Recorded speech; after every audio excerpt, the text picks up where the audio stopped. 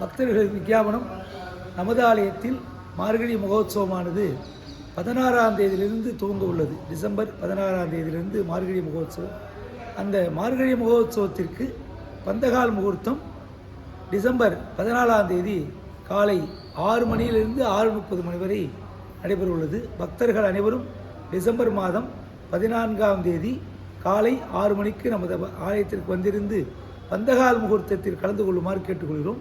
மேலும் மார்கழி மகோத்சவம் என்றால் உங்களுக்கு தெரியும், தினமும் நித்தியோத்சவமாக நமது வேணுகோபால சுவாமி ஆலயத்தில் சிறப்பாக நடைபெறும். பக்தர்கள் அனைவரும் அந்த மார்கழி மகோத்சவத்தில் கலந்து கொள்ளுமாறு கேட்டுக்கொள்கிறோம். டிசம்பர் 14ஆம் தேதி நமது ஆலயத்தில் பந்தகால் முகூர்த்தம். அனைவரும் வரும்படி ஆலய நிர்வாக சார்பாக கேட்டுக்கொள்கிறோம். அறிவு. ராதே கிருஷ்ணா.